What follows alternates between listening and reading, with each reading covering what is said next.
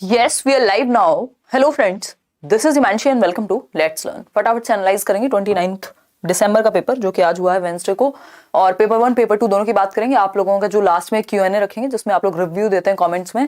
और पेपर अगर मैं कहूँ तो इजी टू मॉडरेट, और कुछ लर्नर्स ने कहा है कि थोड़ा सा मुश्किल था, एक आध दो कमेंट वो इसलिए हैं क्योंकि 2-3-4 क्वेश्चंस सीडीपी में या इन जनरल ईवीएस में भी कुछ क्वेश्चंस इस तरह के आ रहे हैं जिनकी लैंग्वेज टिपिकल है या फिर ईवीएस में हल्का सा आउट ऑफ सिलेबस चले जा रहे हैं। बट इसका मतलब ये नहीं कि आप पेपर सॉल्व नहीं कर पाएंगे या आप अच्छे नंबर नहीं ला पाएंगे। देखो, फुल में से फुल नहीं आएंगे वो एक डिफरेंट चीज है, बट जो चीजें आ रही हैं एनालिसिस में निकल करके उनको जरूर पढ़ के जाइए। पेपर में बहुत चीजें रिपीट हो रही हैं जो भी हम एनालिसिस में कर रहे हैं। चलिए समझते हैं फटाफट से। सभी को गुड इवनिंग, नमस्कार, राम राम, सत श्री अकाल, अस्सलाम वालेकुम, what you feel connected with. ये पूरी प्लेलिस्ट देख लीजिएगा। अगेन मैं कहूंगी प्रीवियस ईयर मैराथन सेशन और एनालिसिस इतना कर लीजिए, आप बहुत अच्छी सिचुएशन में रहेंगे। लाइक शेयर सब्सक्राइब भी कर ही लीजिएगा साथ साथ। अगर हम बात करते हैं तो ये सारे एनालिसिस का जो पीडीएफ है वो मैं टेलीग्राम पे शेयर कर देती हूँ, तो इसको आप जरूर देख लीजिएगा। Telegram channel let's learn squad search कीजिएगा। कुछ 5 लाख लोग हम लोग जुड़े हुए हैं, किसी भी फेक चैनल से प्लीज मत जुड़िएगा। पहले शिवांगी की मैं बात कर लेती हूँ। कुछ 30 क्वेश्चंस का हम सेट लगाएंगे जो क्वेश्चंस आए थे आज पेपर में या कल भी आए थे, इवन रिपीट भी हुए हैं कुछ क्वेश्चन, तो उनको समझेंगे। और इसके अलावा जो लास्ट में इसी तरह के कॉमेंट्स आप लोगों ने दिए हैं मुझे, वो मैं बहुत सारे डिस्कस करूंगी। उसमें बहुत सारे क्वेश्चंस आपको अलग अलग सब्जेक्ट के देखने को मिलेंगे, जो रिपीट भी हुए हैं, कुछ नए भी हैं। जैसे ये क्वेश्चन पहली बार आया है, states through which Brahmaputra river cross. Brahmaputra river किन किन स्टेट से होकर गुजरती है, अब ये इंपॉर्टेंट हो जाता है, ठीक है। और हनी बी के पीछे मोटो क्या है, पढ़ाने का मोटो क्या होना चाहिए। चॉम्स्की, पियाजे, वैन हील, पोर्टफोलियो, इन सब पे क्वेश्चन है। डायरेक्शन वलसाद की, वलसाद कहाँ है। वलसाद मैंने आपको एनसीईआरटी में आपके साथ डिस्कस किया हुआ है कि तेलंगाना में वलसाद पे एक स्टोरी है। अगर हम बात करते हैं एनसीईआरटी ईवीएस में, तो वो तेलंगाना में वलसाद है कहाँ, किस डायरेक्शन में है, ये आप एक बार मैप में देखिएगा। क्रिएटिव बच्चे पे क्वेश्चन है। क्रिएटिव के अलावा मैथ्स के कुछ नॉर्मल सम्स थे। बाकी वंस अगेन थैंक यू, अच्छा धन्यवाद। अब समझ लेते हैं एक बार शिवांगी क्या कह रही है, फिर 30 क्वेश्चंस का सेट लगाएंगे प्रॉपर, ठीक। शिवांगी वर्मा कह रही है, hello ma'am, good afternoon, today's paper 1 was not so easy. इनको हल्का सा नॉट सो इजी क्यों लगा? क्योंकि ईवीएस के कुछ क्वेश्चंस हल्के से टेढ़े मेढ़े थे। सीडीपी में थोड़ी सी लैंग्वेज ब्रेनस्टॉर्मिंग थी, जो कि ये कह भी रही है, the language of the questions were literally brainstorming. तो हमारी अंडरस्टैंडिंग अच्छी होनी चाहिए। फैक्ट्स पे कम है क्वेश्चन, अंडरस्टैंडिंग पे ज्यादा है, कॉन्सेप्ट पे ज्यादा है। पेडागोजिकल क्वेश्चन होते भी ऐसे ही हैं जिसमें थोड़ा सा लैंग्वेज का फर्क पड़ता है। टॉपिक सेम रहेगा क्योंकि पियाजे की थ्योरी थोड़ी बदल देंगे, लेकिन लैंग्वेज तो बदल सकते हैं, क्वेश्चन तो बदल सकते हैं। It took much time to get to the point in few questions. कुछ क्वेश्चन देखो ऐसे आएंगे ही, ऑनलाइन पैटर्न चेंज हुआ है, वैसे भी 1-2 क्वेश्चन हर साल आ जाते हैं नए। But the level of motivation and confidence you have built in the learners is immeasurable. Thanks a lot for your guidance and support. Thank you so much. ये topics मैं आपको बता चुकी हूँ कि ब्रह्मपुत्र रिवर किन किन स्टेट से होकर गुजरती है।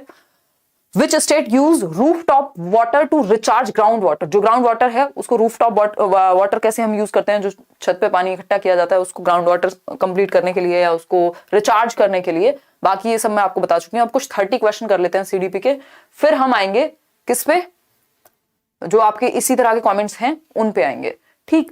अभी आपको एक मोटा मोटा आइडिया लग गया कि ज्यादातर लर्नर्स ने कहा है कि पेपर इजी था। कुछ क्वेश्चंस थोड़े से टिपिकल लैंग्वेज थी, जो कि संभव है, अगर आपने सिलेबस किया है तो आप उनसे टैकल कर लेंगे, ठीक है। आ जाओ फटाफट से, कल पेपर है, आपकी विशेष चाहिए। अंगिनी तिवारी, मेरी विशेष आप सभी के साथ हैं और मैं भी बिल्कुल पूरी तरह से, है ना, कोई टेंशन वाली बात नहीं है।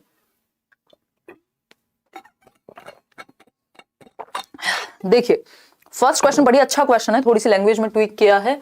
गर्ल्स को दिखाया है क्या करते हुए, म्यूजिक और डांस, यानी गाना गा रही हैं और डांस कर रही हैं। बॉयज को क्या दिखाया है, स्पोर्ट्स खेलते हुए, है ना, वो क्या खेल रहे हैं, कुछ खेल खेल रहे हैं। ये क्या रिफ्लेक्ट करता है, ये सिंपली जेंडर स्टीरियोटाइपिंग को या जेंडर बायसनेस को रिफ्लेक्ट करता है। लिंग पूर्वाग्रह है, पूर्वाग्रह अगर वहां लिखा है तो यहाँ स्टीरियोटाइप होगा। अगर बायस भी है तब भी कोई दिक्कत नहीं है, क्योंकि बाकी ऑप्शंस में ऐसा नहीं होगा कि स्टीरियोटाइप अलग लिखा होगा, बायस अलग लिखा होगा, ठीक है। तो ये रिफ्लेक्ट करता है, ये दर्शाता है कि समाज में एक प्रकार की सोच है, एक पूर्वाग्रह है, एक रूढ़िबद्धता है, एक ट्रेडिशन है कि लड़के जो हैं वो स्पोर्ट्स में अच्छा करेंगे, वो पायलट अच्छे बनेंगे, वो इंजीनियर अच्छे बनेंगे। लड़कियां क्या हैं, डांस में जाएं, खाना बनाएं, म्यूजिक गाने गाएं, ये सब चीजों में अच्छी होंगी। तो इसलिए ये जो दर्शाना है, ये जो स्टेटमेंट है, ये शो करता है कि हम जेंडर बायस को, लिंग पक्षपात को बढ़ावा दे रहे हैं, ठीक। क्योंकि जो हम दिखाते रहेंगे बार बार वो दिमाग में बैठ जाएगा। फिर है B option, would challenge. Challenge कहां हो रहा है, इसमें तो प्रमोट हो रहे हैं स्टीरियोटाइप, ठीक है। तो ये तो गलत हो गई। इंडिकेट प्रोग्रेसिव अप्रोच कहाँ है, ये बढ़ती हुई सोच थोड़ी है, ये तो पीछे खींचती हुई सोच है कि जेंडर के आधार पे हमने काम को बांट दिया, जबकि काम कोई भी कर सकता है कुछ भी। Pragmatic approach to foster innate ability, ऐसा कुछ नहीं है कि आंतरिक क्षमताओं को बढ़ावा देने के लिए आप ऐसा कुछ कर रहे हैं, अगर ऐसा होता तो अलग अलग नहीं बांटा जाता। क्वेश्चन नंबर 2 देखिए, क्वेश्चन नंबर 2 है theory of multiple intelligence given by, ये कल भी आया था क्वेश्चन, बहुबुद्धि का सिद्धांत जो है वो किसने दिया है।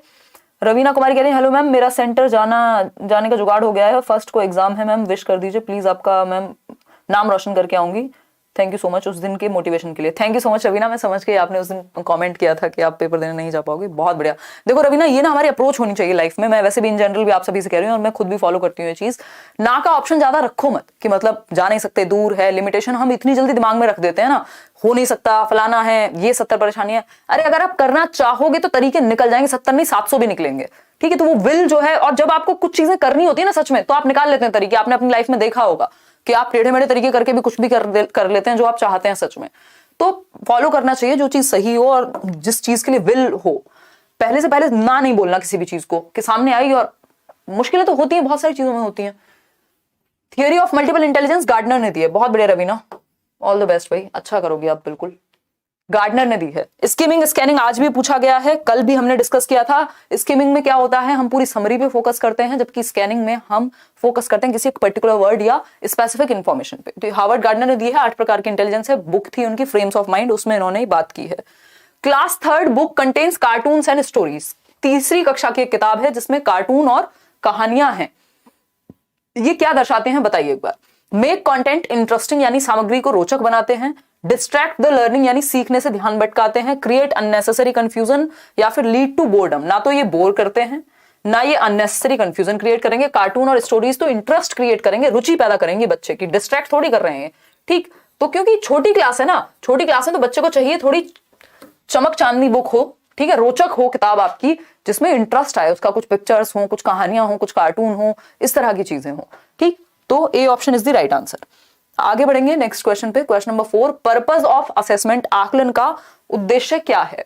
आकलन का उद्देश्य कल भी हमने डिस्कस किया था, मेन जो चीज होती है वो होता है फीडबैक पाना, सही से पता चल जाए बच्चा कैसे सीख रहा है, कहाँ गैप है, रेमेडी कहाँ देनी है ना, क्या प्रोग्रेस है, प्रोग्रेस, फीडबैक, गैप का पता करना, उनको ठीक करना, ये है लर्निंग आउटकम का पता करना, ये सब चीजें होती हैं असेसमेंट का पर्पस, ठीक। डर में सीखना ये कभी नहीं होगा, स्लो और ब्राइट को टैग करना या लेबल करना या बस आइडेंटिफाई करना ये उद्देश्य नहीं है, गैप्स फाइंड आउट करना उद्देश्य है। टू एनेबल कंपटीशन को बढ़ावा देना कभी भी उद्देश्य नहीं है, कंपटीशन बच्चे का खुद से कराइए ना कि बाकियों से, ठीक है। वो आज से बेहतर हुआ है कि नहीं, मतलब कल से बेहतर हुआ है आज या नहीं, इस चीज पे फोकस होना चाहिए। प्रोग्रेस जो है उसकी खुद से ही कंपेयर करो, ना कि बाकी बच्चों से।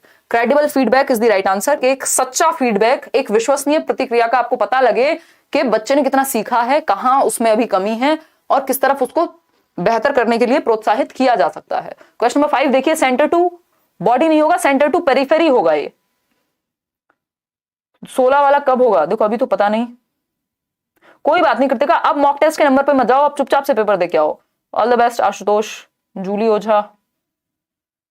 चलिए फटाफट से समझिए, अगर हम बात करते हैं सेंटर टू बॉडी नहीं होगा, ये सेंटर टू आउटवर्ड होगा, बाहर की तरफ। बॉडी भी हो तब भी आपका आंसर यही रहेगा, क्या होगा, प्रॉक्सिमो डिस्टल। प्रॉक्सिमो डिस्टल समीपस्थ दूरस्थ विकास। अगर ये लॉन्गिट्यूडनल लंबवत लिखा होता या हेड टू टो लिखा होता तब आप कहते कि क्या होगा, सेफेलोकॉर्डल होगा, लेकिन ये प्रॉक्सिमो डिस्टल है क्योंकि सेंटर से बच्चा अपनी रीढ़ की हड्डी से और बाकी बाहर की तरफ विकास आता है, जैसे इन भुजाओं पे आएगा पहले, है ना, शोल्डर्स पे, फिर बाहर की तरफ हाथों पे आएगा, फिर उंगलियों पे आएगा, ठीक। तो ये है सेंटर टू पेरिफेरी, जिसको हम सीमाओं से केंद्र से सीमाओं की ओर बोलते हैं। Zone of proximal development is, समीपस्थ विकास का क्षेत्र क्या है, लीनियर होता है, फार बियॉन्ड जाएगा, गोज जस्ट बिलो या गोज जस्ट बियॉन्ड, बताइए। अब ये क्वेश्चन ठीक से हमारे पास आया नहीं है, मुझे इसकी लैंग्वेज में कुछ गड़बड़ लग रही है, तो आपको थोड़ा सा रिस्क रखना पड़ेगा कि अगर किसी ने क्वेश्चन भेजने में थोड़ी बहुत गड़बड़ की है तो आपको वहां ऑप्शन पे ध्यान देना है, रट के नहीं जाना कि मैंने ये बता दिया था, वहां लैंग्वेज पे फोकस करना है क्वेश्चन की, ठीक है। ये आपको आइडिया देने के लिए है। जोन ऑफ प्रॉक्सिमल डेवलपमेंट क्या है, goes just beyond the current level, एक तरह से ये कह सकते हैं, डी के साथ जाएंगे, फार बियॉन्ड नहीं कह सकते, ठीक है। It can go far beyond, but आप जस्ट बियॉन्ड के आगे जाते हैं, ऐसा नहीं है बच्चे को 2 नहीं आता और आप सीधा 10 सिखा रहे हैं। 2 नहीं आता तो 2 के साथ उसको मदद करेंगे ताकि वो 4 तक पहुंच पाए, ठीक है जी। तो answer D should be the right answer. जिस तरह की लैंग्वेज यहाँ पे गिवन है, अगर लैंग्वेज थोड़ी सी भी चेंज होगी तो आंसर चेंज हो जाएगा। 2 से 6 वर्ष की आयु क्या कहलाती है? ये कल भी क्वेश्चन आया था। 2 से 6 वर्ष की आयु क्या कहलाती है? अर्ली चाइल्डहुड कहलाती है, पूर्व बाल्या अवस्था कहलाती है। एडोलेसेंस क्या है? 12 से 18 वर्ष। इसके अलावा इन्फेंसी है आपकी जन्म से 2 वर्ष। मिडिल चाइल्डहुड एज सच आपको कभी पूछता नहीं है, पूछेगा तो आप 5 से 12, 5 से 11 ऐसा ही कुछ लगा देंगे। लेटर चाइल्डहुड को ही एक तरह से बीच में कंसिडर कर लेंगे। 1-2 साल अर्ली चाइल्डहुड से उठा लेना, 1-2 साल लेटर चाइल्डहुड से। दी इट्स मी खुशबू, मुझे एसएसटी के लिए बहुत टेंशन हो रही है। लास्ट टाइम भी माँ का तबीयत खराब थी और अब पापा का बहुत टेंशन में हूँ, क्या करूँ? खुशबू, मैं बिल्कुल समझ सकती हूँ आपकी जो सिचुएशन है वो बहुत मुश्किल है, और हमारी शायद बात भी हुई है या कभी मेल किया है आपने, मैं आपसे करूंगी बात। देखो लाइफ में ना ये हमेशा चैलेंजेस रहेंगे। एसएसटी की टेंशन हो रही है तो प्रीवियस ईयर कर लो सिर्फ, क्योंकि कुछ क्वेश्चंस तो फैक्चुअल होंगे ना, अब हिस्ट्री थोड़ी बदल देंगे वो, तो प्रीवियस ईयर करो इस टाइम पे। तो मैं ये नहीं कहूंगी कि आप एनसीईआरटी पढ़ने बैठ जाओ, क्योंकि कितना ही पढ़ लोगे, ठीक है। तो इट्स बेटर कि आप प्रीवियस ईयर के साथ जाओ, प्लस बाकी के 3 सब्जेक्ट बहुत अच्छे कर लो ताकि दिक्कत ना हो, ठीक है। इसी को हम टॉय एज भी कंसिडर कर रहे हैं। प्याजे कंजर्वेशन प्रॉब्लम, प्याजे का जो संरक्षण वाली समस्या है उसमें क्या क्या आ जाता है ये पूछा है। Compensation, classification. क्लासिफिकेशन ये आपका कॉन्क्रीट ऑपरेशनल में आता है, लेकिन कंजर्वेशन से क्लासिफिकेशन का एज सच बहुत ज्यादा नाता है नहीं। फिर बढ़ेंगे आगे, कंपनसेशन तो है ही नहीं यहाँ पे। ट्रांजिटिव इन्फेरेंस, ट्रांजिटिव इन्फेरेंस क्या होता है भाई? ए बड़ा है बी से, बी बड़ा है सी से, तो A is taller than B and C. Simple बात है ना। तो ये ट्रांजिटिव रीजनिंग होती है एक तरह की। तो यहाँ पे कंजर्वेशन में ऐसा थोड़ी होता है, कंजर्वेशन में तो क्वांटिटी, शेप, साइज की बात होती है। तो ट्रांजिटिव इन्फेरेंस एंड सीरिएशन, जी नहीं। डिसेंट्रलाइज्ड एंड रिवर्सिबिलिटी, डिसेंट्रलाइजेशन होगा ये। सेंट्रेशन अगर रहेगा तो कभी भी ये आएगा ही नहीं, कौन? कंजर्वेशन, ठीक। तो आंसर होगा सी, डिसेंट्रेशन यानी विकेंद्रीकरण, और उत्क्रमणीयता यानी रिवर्सिबिलिटी। रिवर्स करना बच्चे के दिमाग में आ जाए और डिसेंटर करना आ जाए। कल भी ये क्वेश्चन हमने किया था, इसी तरह से पूछा हुआ था, बस थोड़ी सी लैंग्वेज को घुमाया है। आगे बढ़ेंगे नेक्स्ट क्वेश्चन पे। नेक्स्ट क्वेश्चन है question number 9। Which of the following influences learning, यानी अधिगम को प्रभावित करने वाला कारक कौन सा है? कल्चर भी प्रभावित करेगा, मैचुरेशन भी, इंटरेस्ट भी, all of the above should be the right answer. सभी करते हैं प्रभावित, और अगर ना हो, अगर पूछा हो नॉट, कौन सा प्रभावित नहीं करता, तो आप लिखोगे सोशियो इकोनॉमिक स्टेटस। उतना बड़ा मेजर फैक्टर यहां नहीं होना चाहिए। अगर ऐसा होता तो डॉक्टर एपीजे अब्दुल कलाम कभी डॉक्टर एपीजे अब्दुल कलाम नहीं बनते, ठीक है। तो ये सारी चीजें ही प्रभावित करती हैं। ऑल ऑफ द अबव होगा या तो इसका आंसर, या फिर ऊपर नॉट लगा होगा, ठीक है। क्योंकि बच्चा कितना मैच्योर है उसी हिसाब से वो सीखेगा। इंटरेस्ट उसका है कि नहीं किसी चीज में, जो कल्चर से चली आ रही चीजें वो भी प्रभावित करती हैं, ठीक है। आगे बढ़ेंगे नेक्स्ट क्वेश्चन पे, डी मानेंगे इसका सही आंसर। क्वेश्चन नंबर 9 है, a girl is scolded for not completing her homework bye her mother and in make play she imitates the behaviour of her mother, this indicates. यानी कि एक लड़की को उसकी माँ द्वारा अपना होमवर्क पूरा नहीं करने के लिए डांटा जाता है, और मेकअप में, makeup means make believe play होता है एक, वो अपनी माँ की तरह एक्टिंग कर रही है। ये प्री ऑपरेशनल स्टेज में आता है 2 से 6 वर्ष में, ठीक है। डांटा जाता है और मेकअप में वह अपनी माँ के व्यवहार की नकल करती है, यह इंगित करता है। तो द्वितीय मैचुरेशन, देखो वैसे तो ये ऑप्शंस टेढ़े दे दिए हैं इस क्वेश्चन के अकॉर्डिंग, पूछा कुछ है, ऑप्शन में कुछ और दे दिया है, but primary socialisation should be the right answer over here, क्योंकि माँ की बात हो रही है, वो माँ की नकल कर रही है, ठीक है। सेकेंडरी से ही थोड़ा संबंधित है, बट ज्यादा बेहतर आंसर जो है वो प्राइमरी होगा। बेशक होमवर्क की बात हो रही है। क्वेश्चन नंबर 11 देखिए एक बार। A girl practises guitar after school because it pleases her, it is, भाई गिटार उसको पसंद है, गिटार क्या है? पसंद है, इसलिए वो गिटार बजाती है स्कूल के बाद। इससे ना उसे कोई पैसे मिलते हैं, ना कोई सर्टिफिकेट मिल रहा है, ना कोई शाबाश कह रहा है। तो आंसर क्या होगा? इंट्रिंसिक मोटिवेशन है, आंतरिक अभिप्रेरणा है, जिसको इंटरनल मोटिवेशन या पॉजिटिव मोटिवेशन कहते हैं, जिसका लोकस ऑफ कंट्रोल, ये वर्ड याद रखिएगा, मुश्किल बनाने के लिए पूछ लेगा। लोकस ऑफ कंट्रोल, जो केंद्र है अभिप्रेरणा का, वो इनसाइड द पर्सन होता है, यानी काम को करने में ही खुशी मिलती है, बाहरी कोई रीजन नहीं है। लोकस ऑफ कंट्रोल इंटरनल है, आंतरिक है, क्योंकि वो काम करना पसंद है, सीखना पसंद है, इसलिए सीख रहे हो। तो इंटरनल मोटिवेशन है, क्योंकि रीजन बाहर नहीं मिलेगा इसमें आपको। अब गिटार बजाने का रीजन यहाँ बाहर है ही नहीं कि कोई नंबर मिल रहे हैं, कोई सर्टिफिकेट मिलेगा, कोई प्रेज करेगा, कुछ नहीं है, बाहर है ही नहीं रीजन, बच्चे में खुद में है, यानी इंटरनल है। ये फिजियोलॉजिकल नीड थोड़ी है कि भूखा है और खाना मिल जाएगा इसलिए गिटार बजा रही है, ऐसा कुछ तो लिखा नहीं है। अगर ऐसा होता तो हम मान लेते। स्पीड में थोड़ी तेजी रख रही हूं ताकि आप सुबह अगर उठ के देखेंगे तो आपका समय कम से कम नष्ट हो।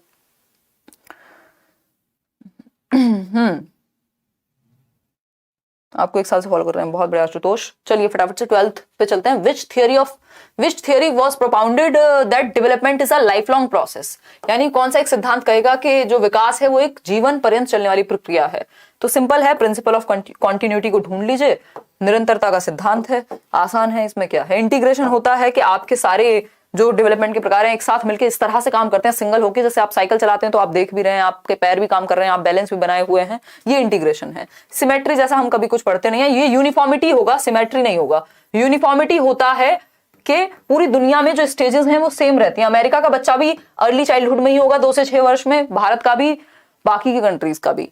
प्रिंसिपल ऑफ इंटरेक्शन नहीं होगा, अंतःक्रियात्मक होगा, ये हेरिडिटी एंड एनवायरमेंट से संबंधित होगा कुछ। ठीक, आगे बढ़ते हैं। तो इसमें सिर्फ डी ही सही है, प्रिंसिपल ऑफ कॉन्टिन्यूटी, यानी विकास वूम्ब टू टूम्ब जाता है, गर्भ से कब्र तक जाएगा, जीवन पर्यंत चलेगा, कभी भी रुकेगा नहीं। तो D option is the right answer. आगे बढ़ेंगे क्वेश्चन नंबर 13 पर। Which behaviour of the student to a teacher would indicate that she is visually impaired, यानी किसी बच्चे के किस व्यवहार से या क्या व्यवहार बच्चे का इंगित करेगा कि बच्चे को देखने में कोई समस्या है, विजुअली चैलेंज्ड है, इंपेयर्ड है। ठीक, तो फटाफट से पढ़ेंगे और तब पता लगाएंगे कि क्या क्या लक्षण हो सकते हैं एक विजुअली इंपेयर्ड बच्चे के। फटाफट से देखिए, लाइक शेयर भी करते रहो यार, कैसे भूल जाते हो आजकल लाइक शेयर करना। मैराथन 3 बार देख लिया आज लगातार, 31 दिसंबर को पेपर है और आज रात भर चाय और आपकी वीडियो चलेगी। 5 PYQ लगभग देख ली हूँ, आशीर्वाद दीजिए दीदी, बस पेपर निकल जाएगा आपका पेपर 2, है ना। SST के कम से कम भी 100 क्वेश्चन लगाना और उनको 2-3 बार लगाना इस तरह से कि थोड़ा टिके दिमाग में। ठीक है, हिंदी इंग्लिश प्रॉपर देख के जाओ, CDP प्रॉपर देख के जाओ कि 90 नंबर आपके कंट्रोल में रहें। SST की कुछ पेडागोजी में 10 नंबर ले आना 20 में से, और ओवरऑल थोड़ा सा नंबर वहां पे भी खींचोगे। देखो क्वेश्चन मत छोड़ के आना, बस ये बात याद रखना। और तुक्के कैसे लगाने ये लास्ट में बात करेंगे, आज किसी ने पूछा भी है। देखो एक बार, which behaviour of the student to a teacher would indicate that she is visually impaired. तो आप लोग अलग अलग आंसर्स दे रहे हैं इसको लेकर के। अगर मैं बात करती हूँ feeling challenge to read and blinking while reading, ये बात लगभग सही है, फिर भी बाकी ऑप्शन चेक करेंगे। Reading a physical map containing fine details, सूक्ष्म जानकारी वाले भौतिक मानचित्र को पढ़ लेगा बच्चा तो फिर कहां विजुअली चैलेंज है, फिर तो कोई दिक्कत है ही नहीं, तो ये तो होगा नहीं। बारीक मुद्रक वाले कार्य पत्रों को तुरंत पढ़ लेता है, तो बारीक को पढ़ पा रहा है तो कौन सी दिक्कत है, कोई दिक्कत नहीं है। शामपट को बहुत दूर से पढ़ना, ऐसा नहीं है कि दूर से पढ़ेगा तो दिक्कत है, दूर से पढ़ रहा है तो भाई फिर तो आंखें ठीक है ना।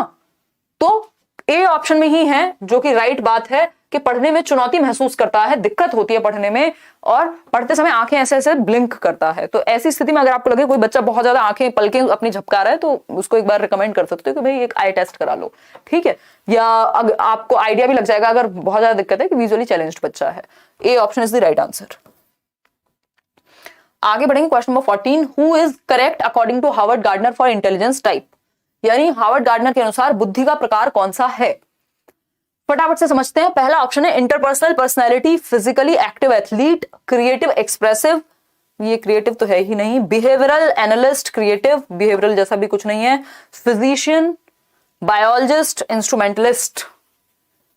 फिजिशियन यानी चिकित्सक और जीव विज्ञानी। देखो जो ज्यादा एप्रोप्रिएट उत्तर है वो है ए, ठीक। हालांकि इसकी लैंग्वेज थोड़ी सी इन्होंने गड़बड़ की हुई है क्योंकि एज सच अलग से चिकित्सक की बात नहीं हुई है, ये टाइप नहीं है इंटेलिजेंस का, ये व्यक्ति तो है, बात तो ठीक है। तो ये इंटरपर्सनल इंटेलिजेंस यहां लिखा होगा पर्सनैलिटी की जगह, है ना। इंटरपर्सनल इंटेलिजेंस यानी एक दूसरे के साथ अंतः व्यक्तिक बुद्धि होती है, और दूसरा शारीरिक रूप से क्रियाशील का यहां मतलब है बॉडीली काइंस्थेटिक, ठीक है। तो ये ज्यादा बेहतर उत्तर क्या हुआ, ए option is the right answer. Clear है, ए के साथ जाएंगे यहाँ पे। आगे जाएंगे क्वेश्चन नंबर 15 पे, क्योंकि ये प्रॉपर टाइप है नहीं जो डी ऑप्शन में दिए हुए हैं। विच of the following equipment methods were proposed by the national education policy 2020, NEP 2020 ने किन मेथड्स को या किन इक्विपमेंट्स को बेहतर माना है। प्ले अ रोल, यानी रोल प्ले कह सकते हैं, भूमिका निर्वहन, वर्किंग इन ग्रुप्स, बच्चे ग्रुप्स में काम करें, पोर्टफोलियो क्रिएशन या प्रोजेक्ट।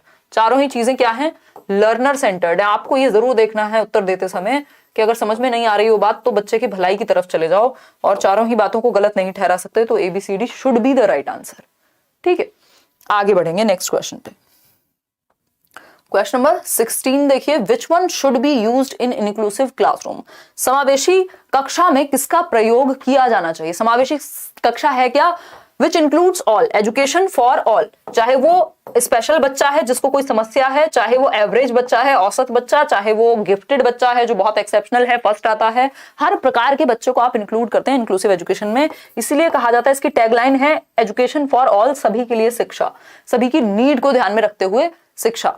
ठीक है, अगर हम बात करते हैं रीजनेबल एडजस्टमेंट, सेपरेशन कभी भी नहीं, सेग्रीगेशन, सेपरेशन ये नेगेटिव वर्ड्स हैं।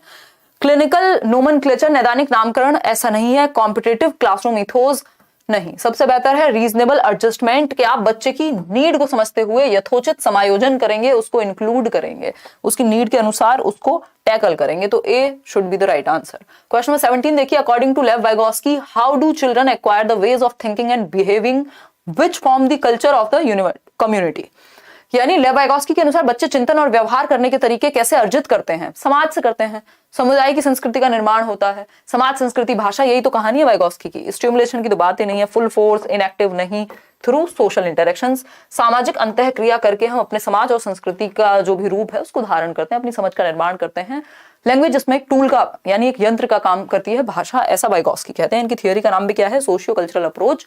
एक क्वेश्चन था कि इनमें से कौन सा एक वाइगोस्की ने नहीं दिया है, जो आप लोगों ने थोड़ा सा गड़बड़ करके भेजा था आई थिंक, तो उसमें आंसर आना चाहिए स्कैप फोल्डिंग, क्योंकि स्कैप फोल्डिंग जो टर्म है वो ब्रूनर ने दिया है, जेरोम ब्रूनर ने। तो अगर इस तरह का क्वेश्चन आता है तो समझ जाइएगा। बाकी यूज वाइगोस्की ने किया है स्कैप फोल्डिंग को भी, ZBD को भी, आपका MKO को भी, इन सबको यूज किया है। तो डिपेंड करता है क्वेश्चन ने पूछा क्या है। Which of the following is not supported in the social structural class based on the ideas of Lev Vygotsky? Lev Vygotsky के आइडियाज को अगर हम देखें तो कौन सी एक चीज सामाजिक रचनात्मक कक्षा में नहीं इंक्लूड की जाएगी, कौन सा एक आइडिया नहीं सपोर्ट होगा वाइगोस्की के द्वारा। तो पहला है कॉन्सेप्चुअल अंडरस्टैंडिंग, यानी संकल्पनात्मक प्रॉपर कॉन्सेप्ट समझ में आए। Learning for exams, creative and critical thinking, thinking and experiential learning, यानी अनुभव से सीखना। बच्चा यहाँ भी एक्टिव है, बच्चा यहाँ भी एक्टिव है, बच्चा यहाँ भी एक्टिव है, लेकिन लर्निंग फॉर एग्जाम्स का मतलब है सिर्फ नंबर लाने के लिए पढ़ना। ऐसा रचनावादी नहीं कहते, जिसमें कि वाइगोस्की का एक नाम है सोशल कंस्ट्रक्टिविस्ट हैं, सामाजिक रचनावादी हैं, जो कहेंगे बच्चे को एक्टिविटी करके सीखने दो, समाज, संस्कृति और भाषा के माध्यम से सीखने दो, सक्रिय रूप से वो ज्ञान का निर्माण करेगा। ठीक है, तो B option is the right answer, कि सिर्फ पेपर के लिए पढ़ना, ऐसा उन्होंने कुछ नहीं कहा। ठीक, आगे बढ़ेंगे क्वेश्चन नंबर 19 पर। Stage of development from centre to the body to extremities, यानी शरीर के केंद्र से शोर तक, सीमाओं तक विकास की अवस्था। सेंटर से एक्सट्रीमिटीज तक, ये वर्ड ध्यान रखिएगा, सीमाओं तक, केंद्र से सीमाओं तक। ये कितनी भी भाषा को घुमा ले, इसका उत्तर क्या रहने वाला है, ये रहेगा प्रॉक्सिमो डिस्टल। प्रॉक्सिमो डिस्टल समीपस्थ दूरस्थ विकास। सेफेलोकॉर्डल होगा हेड टू टो या लॉन्गिट्यूडिनल। ठीक है, हेड टू टो या लॉन्गिट्यूडिनल सेफेलोकॉर्डल कहलाएगा, सर से पैर तक, और केंद्र से बाहर की ओर या सेंटर से एक्सट्रीमिटीज की तरफ, पेरिफेरी की तरफ, क्या कहलाएगा, प्रॉक्सिमो डिस्टल कहलाएगा। आगे बढ़ेंगे, ग्रॉस फाइन का यहाँ कोई पॉइंट था नहीं, बाकी ग्रॉस टू फाइन जाता है अगर आपसे वो पूछ ले तो। पहले ग्रॉस मसल्स पे फोकस कंट्रोल आता है, बाद में फाइन मोटर स्किल्स पे। फाइन होता है पेंसिल चलाना, है ना, ड्राइंग करना, कढ़ाई करना, बुनाई करना। ग्रॉस क्या होता है, दौड़ना, भागना, कूदना, जिसमें बड़ी मसल का इस्तेमाल हो। तो ग्रॉस टू फाइन जाते हैं, ये बात याद रखिएगा। जनरल टू स्पेसिफिक जाते हैं, ग्रॉस टू फाइन जाते हैं, सामान्य से विशिष्ट और स्थूल से सूक्ष्म जाते हैं। ये बात एक्स्ट्रा में है, ध्यान रखिएगा प्लीज। देखिए, हु टॉक्स अबाउट LED, ये क्वेश्चन खूब रिपीट हो रहा है, रोज आ रहा है एक बार तो। लैंग्वेज एक्विजिशन डिवाइस के बारे में कौन बात करता है, फटाफट से बताइए।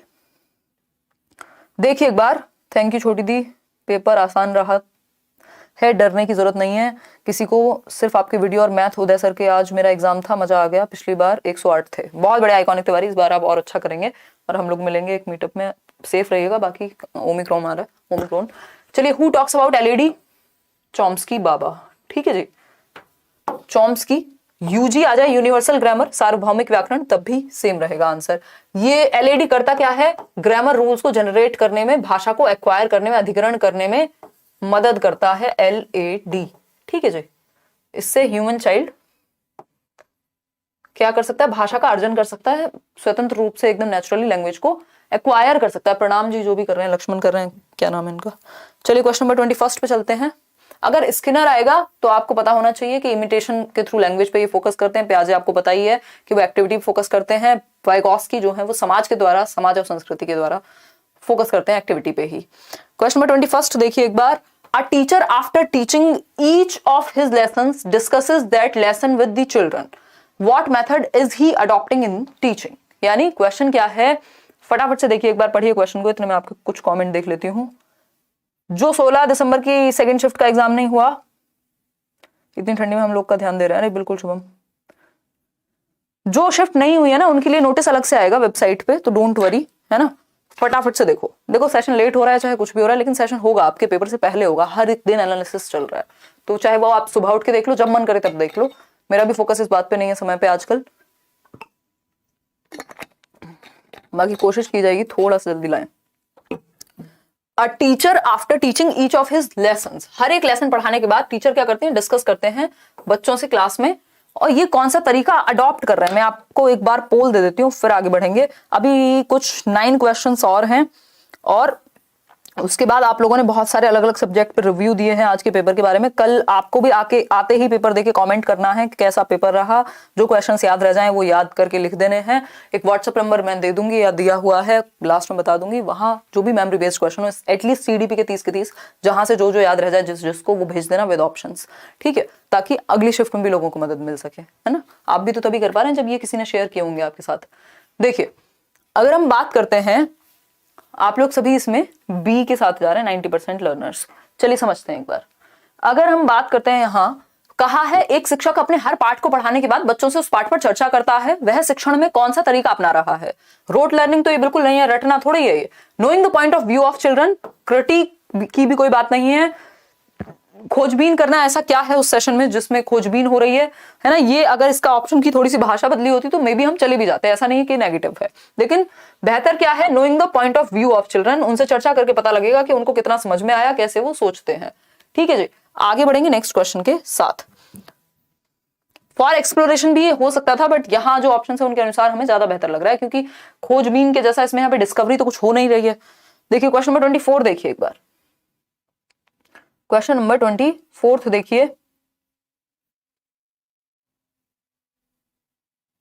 बहुत बढ़िया सविता, पढ़ाई करते रहो भाई, अपियरिंग हो चाहे हो गया हो। देखो क्वेश्चन नंबर 24 है, what does near proximal development represent in learners learning according to Vygotsky. Near proximal का मतलब है जोन ऑफ प्रॉक्सिमल, ये थोड़ा सा ट्रांसलेशन में हो जाता है, जिस तरह से जो भेज देता है हमारे टाइपिस्ट जी कर देते हैं।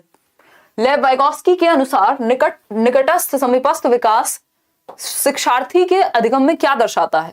Slightly level up, very high, level is same या डाउन। स्लाइटली लेवल अप, जो लेवल है उससे हल्का सा ऊपर लेके जाता है ये, ठीक है, अपने लेवल से आगे बढ़ाने की बात होती है। तो A option should be the right answer. बाकी ऑप्शंस हल्के से चेंज हो तो आप मतलब समझ के उसी के अनुसार आंसर कर दीजिएगा। क्वेश्चन नंबर 25 देखिए एक बार, 25 कहता है the methods in which the use of students own initiative, यानी बच्चे के खुद के एफर्ट और इनिशिएटिव को इन्वॉल्व किया जाता है, are examples of which of the following, यानी किसका उदाहरण है, कौन से मेथड, कौन सी विधि का उदाहरण है जिसमें बच्चे के प्रयासों को, बच्चे की पहल को प्रोत्साहित किया जाता है, शामिल किया जाता है। तो ये तो चाइल्ड सेंटर्ड एजुकेशन है, लर्नर सेंटर्ड मेथड है, सिंपल बात हो गई, कोई दिक्कत वाली बात ही नहीं। ना तो ये कन्वेंशनल होता है, ट्रेडिशनल जिसमें टीचर की चलती है। इंटरपर्सनल इंटेलिजेंस की बातें नहीं हो रही। डिडक्टिव ये इसलिए नहीं है क्योंकि डिडक्टिव में पहले रूल बताया जाता है टीचर के द्वारा, फिर एग्जाम्पल की तरफ जाते हैं, जो की बात यहाँ नहीं हुई है। तो लर्नर सेंटर्ड यानी चाइल्ड सेंटर्ड, बाल केंद्रित कक्षा जहां बच्चों की सुनी जा रही है, जहां बच्चों के प्रयासों को महत्व दिया जा रहा है। क्वेश्चन नंबर 26 देखिए एक बार, which of the following is not the characteristic of desert oak. Desert oak पे कल भी क्वेश्चन था, रेगिस्तानी ओक की कौन सी एक विशेषता नहीं है, ये एनसीईआरटी में गिवन है, इसको पढ़ के जाइएगा प्लीज। ठीक है, अगर हम बात करते हैं डेजर्ट ओक की, less leaf, broad and big leaves, water stored in tree trunk, roots go deep into the ground, यानी जड़ें जो हैं वो जमीन में गहराई तक जाती हैं। बताइए एक बार, इसमें सब अलग अलग आंसर दे रहे हैं, इसमें सब अलग अलग आंसर दे रहे हैं। एक बार हम पोल दे देती हूँ, इसमें पोल ले लो एक बार। क्वेश्चन नंबर 26, ये ईवीएस का क्वेश्चन आ गया वैसे बीच में, देखिएगा फटाफट से।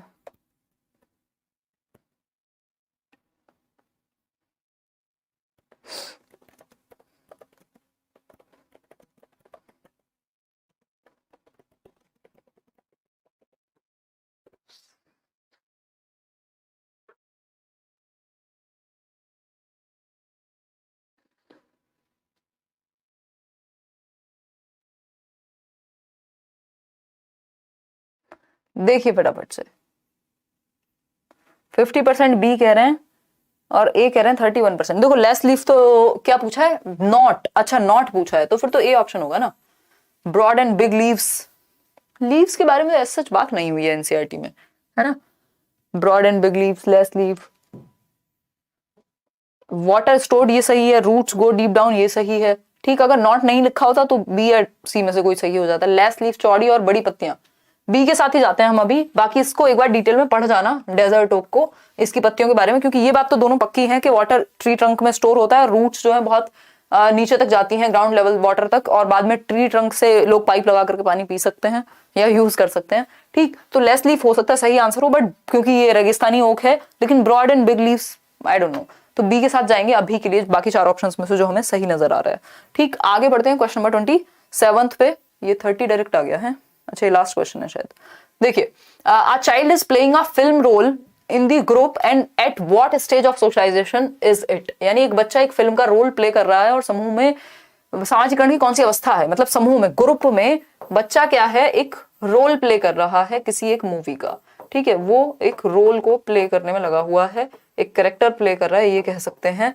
तो सोशलाइजेशन की कौन सी स्टेज है, स्कूल है, मीडिया है या नेबरहुड है, कौन सी अवस्था में है।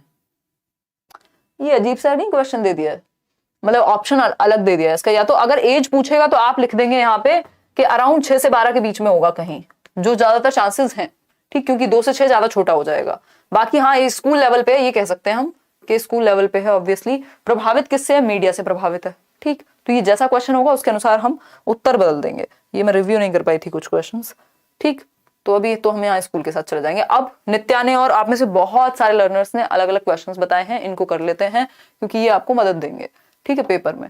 नित्या यादव कह रहे हैं, हेलो मैम, आपका पढ़ाया सब आया, एक क्वेश्चन बता दीजिए। आज आया था सेकंड शिफ्ट में, special education in special school for student with learning difficulties, यानी विशेष शिक्षा विशेष स्कूलों में अधिगम निर्योग्यता या अधिगम अक्षमता वाले बच्चों के लिए क्या है, वांछित है, नहीं है, क्या है, इस तरह का क्वेश्चन है।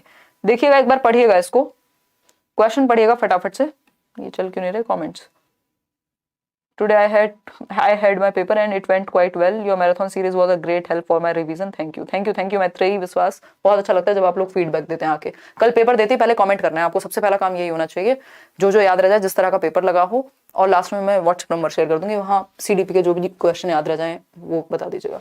देखिए, special education in special school for student with learning difficulties, यानी स्पेशल स्कूल में ही स्पेशल एजुकेशन दी जा रही है जिन बच्चों को लर्निंग डिफिकल्टी है उनके लिए। तो वांछनीय नहीं है क्योंकि यह महंगी है तथा शिक्षकों से अत्यधिक काम की अपेक्षा करती है, तो आपको शिक्षक को आराम नहीं देना होता। ए ऑप्शन बिल्कुल भी सही नहीं है। वांछनीय है यानी एक्सेप्टेबल है क्योंकि अधिगम कठिनाई वाले विद्यार्थी की शिक्षा केवल आजीविकीकरण शिक्षा पर केंद्रित है। ऐसा नहीं है कि अधिगम कठिनाई किसी को भी है तो उसको सिर्फ आजीविकीकरण, रिटार्डेड थोड़ी कहा है यहाँ। वांछनीय है ताकि अधिगम कठिनाई वाले अधिगमकर्ताओं को बाकी विद्यार्थियों से अलग किया जा सके। ये बिल्कुल भी सही नहीं है अलग थलग करना, बल्कि हम तो इंक्लूसिव एजुकेशन को प्रमोट कर रहे हैं आजकल। फिर है वांछनीय नहीं है, अधिगमकर्ताओं के लिए बेहद प्रतिबंधक है। यस, क्योंकि आपने एक लिमिटेड एनवायरनमेंट दे दिया, तो हम यहाँ डी के साथ जाएंगे as far as this question is concerned, और जो लैंग्वेज है इस क्वेश्चन की, ठीक है। देखो, कुछ आप लोग जो कमेंट करते हैं कई बार रिपीट हो जाती है सेम चीजें। लाइक क्यों नहीं कर रहे हो, इतना मेहनत कर रहे हैं मैम। अरे तो जायू विजुअल्स, कोई बात नहीं यार, इतना दिल पे मत लो, है ना। जिसको अच्छा लगे, जिसको ठीक लगे, पॉजिटिविटी फैलाने के लिए लाइक शेयर किया करो, ज्यादा टेंशन में मत किया करो। देखो, मनोज कुमार क्या कह रहे हैं, कह रही हैं नहीं है, मनोज कुमार कह रहे हैं, है ना, मैंने ऐसे जेंडर की सीमाएं ही ब्लर कर दी। मनोज कुमार क्या कह रहे हैं, देखो एक बार, मैम आज मैं पेपर देके आया, बहुत अच्छा क्वेश्चंस था और आप जो कंटेंट देते हैं उनसे बाहर एक भी नहीं था, सभी सब्जेक्ट इजी था, थैंक यू सो मच। जिनमें से कुछ क्वेश्चन यहाँ पे हैं, देखो इनको याद भी रहे हैं, मतलब सीडीपी में आप अब भी अच्छे मार्क्स ला सकते हैं। ईवीएस में भी बहुत सारे क्वेश्चन एनसीईआरटी से ही आ रहे हैं, पेडागोजी बाकी सब्जेक्ट्स की भी ऐसी है, कुछ टिपिकल क्वेश्चन है, लेकिन वो कुछ की लैंग्वेज चेंज है, सबकी नहीं है, तो डरना नहीं है ना डराना है किसी को। जीन प्याजे के अनुसार बालकों में प्रतीकों का खेल किस अवस्था में आता है? प्रतीकों का मतलब सिंबॉलिक थॉट, तो ये आ जाएगा पूर्व संक्रियात्मक अवस्था 2 से 7 वर्ष, ठीक है। सिंबॉलिक थॉट मैंने कितनी बार डिस्कस किया, ये बार बार रिपीट हो रहा है क्वेश्चन, इसको हल्के में मत लीजिएगा। सिंबॉलिक थॉट, प्रतीकात्मक खेल, सिंबॉलिज्म, ठीक। फिर है नेक्स्ट क्वेश्चन पढ़िएगा एक बार, पूर्व संक्रियात्मक या प्री ऑपरेशनल स्टेज। प्याजे की स्टेजेस का वो भी आया था आज, SPCF, sensory motor, pre operational, concrete operational और फॉर्मल ऑपरेशनल के सीक्वेंस क्या है ये पूछा था। महाराष्ट्र, मध्य प्रदेश आदि राज्यों में बांध निर्माण के कारण स्थानीय निवास करने वाले लोगों को स्थान खाली करना पड़ा, इसका उपयुक्त युक्ति है विस्थापन, तबादला, अंदर से बाहर जाना, एक स्थान से दूसरे स्थान पर जाना। तो ये देख लीजिएगा एक बार, है ना, कि इसको विस्थापन कहेंगे as far as I no.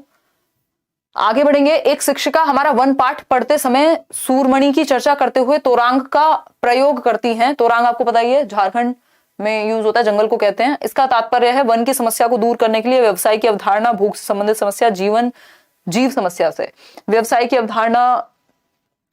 ठीक है, ये देख लेना आप एक बार, ये एनसीईआरटी से कनेक्ट करके, क्योंकि इसके चारों ऑप्शंस मेरे सामने भी नहीं है तो इसको लेके क्लैरिटी नहीं है, बट ये आपको जस्ट बताने के लिए कि इस तरह का क्वेश्चन पूछा गया था। आगे देखिए एक बार, देखिए अगर हम बात करते हैं चिरौ है, ये जो मिजोरम में होता है, वो डांस होता है ना बांस से, चिरौ डांस के बारे में क्वेश्चन था। तो चिरौ नाच कहा एक बांस के खंबे के सहारे नृत्य करने की प्रचलित प्रथा है, तो ये मिजोरम में होता है चिरौ, CHERAW चिरौ। ये मुझे याद है कि मैंने डिस्कस किया हुआ है आपके साथ एनसीईआरटी में, ये ईवीएस का क्वेश्चन है चिरौ। आगे बढ़ेंगे, व्यक्ति की विकास सिर से पैर की ओर, ये आपको पता होना चाहिए। सिर से पैर शीर्षगामी बोलेंगे, अधोमुखी बोलेंगे या फिर शीर्षगामी बोलेंगे, मतलब इंग्लिश में इसको सर से पैर को हेड टू टो बोलते हैं, यानी सेफेलोकॉर्डल बोलते हैं, तो शीर्षगामी होना चाहिए मेरी नजर में। आगे बढ़ेंगे, क्वेश्चन नंबर 6, वैन हील की स्तर की सही क्रम। तो सारे स्तर जो वैन हील का सेशन है, जो पिक्चर्स मैंने पुराने एनालिसिस में कराई हुई है, उसमें आपके जो लेवल्स हैं वैन हील के, वो ठीक से याद कर लीजिएगा।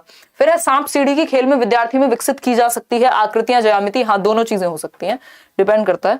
आगे बढ़ेंगे, ब्रह्मपुत्र नदी कहां से गुजरती है? मणिपुर, त्रिपुरा, अरुणाचल प्रदेश, असम, मेघालय, असम। तो ये देख लीजिएगा एक बार कि ब्रह्मपुत्र नदी कहां से गुजरती है, ये दो लोगों ने बताया। सेम क्वेश्चन आज के आया था। पद्धतियां हैं, कहां सिखाया जाए, कैसे सिखाया जाए, क्या सिखाया जाए, कब सिखाया जाए, ठीक है, यानी वेज, कैसे सिखाया जाए शुड भी, तो पद्धतियां। आगे बढ़ेंगे, यानी क्वेश्चन नंबर 10 देखिए एक बार, अधिगम प्रभावित होता है मनोवैज्ञानिक कारक से, सामाजिक सांस्कृतिक कारक से, अध्यापक से, बी ऑप्शन होगा यहाँ पे। आगे बढ़ेंगे, होता तो सबसे है लेकिन मेनली अगर हम बात कर रहे हैं यहाँ पे, ठीक है, ये मैं आपके साथ टेलीग्राम पे PDF शेयर कर देती हूँ, वहां आराम से पढ़ लेना।